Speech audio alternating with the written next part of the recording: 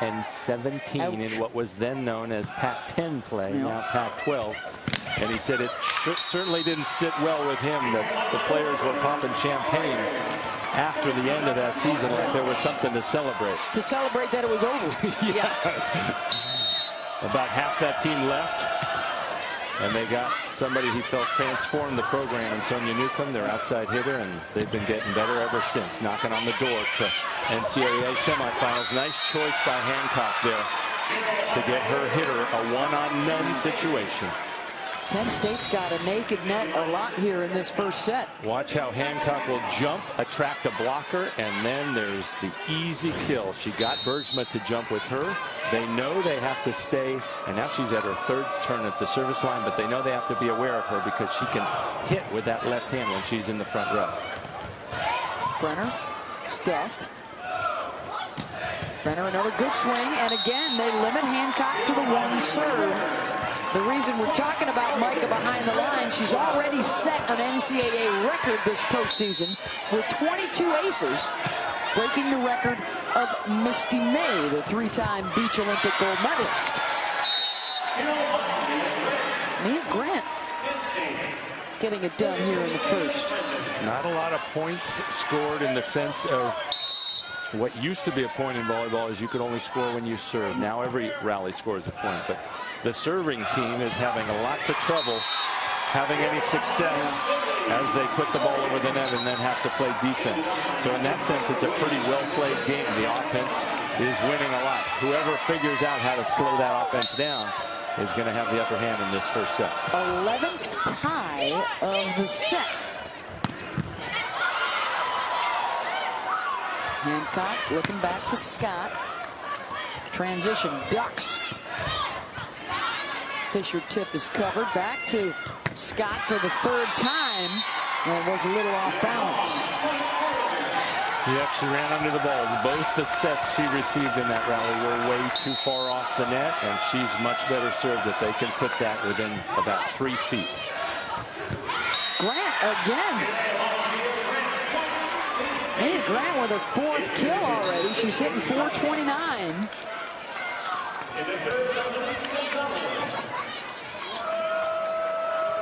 She will get subbed out. Gonzalez back in here to serve. A dozen ties in the set. Shanked pass on that one from Brenner. As I watched that go over the net, I was thinking that's a pretty easy serve. Coach Moore talks about what a nails passer, what a great passer Oregon is. So I'm shocked that she would get aced on that kind of lame duck floater coming across the net. There is a tougher serve and also puts Oregon in trouble. Bergsma up against the double block. Try again, goes around it this time, and it's Hancock who can't make the pass. We're going to 25. Got to win by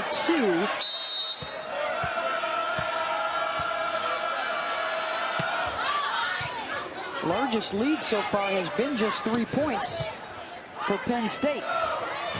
There's the slide, and it works this time to Williams. She found a lot of success with that last week, especially when she went out to the sideline. Here, you got 2 blockers in front of her. Slay, the middle blocker for Penn State, is keying on that a lot, but it's still been successful so far. Timeout, Penn State. Oregon up 1. First set of the national semis.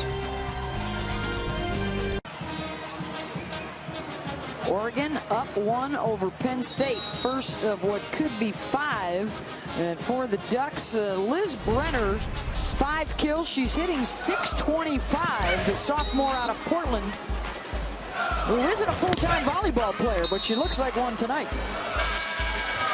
And she does so many things for her team. They love all of her contributions: ball control, offense, defense. An 11-time world racquetball champion.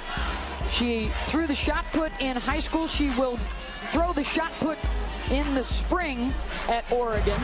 She plays on the basketball team. She has played on the softball team, was at the Women's College World Series last June with the Ducks. She will rejoin the basketball team on December 31st, just in time to play UConn, who could be undefeated and ranked #1 in the country at that time. Yeah, her teammates were laughing at her yesterday. Okay, 2 days, you got 6 players, there's some people hurt. Good luck with that. Have at the Huskies. But an incredible story. A second-team All-American. She did come to Oregon to play for the volleyball team. The others, I guess, would be considered hobbies.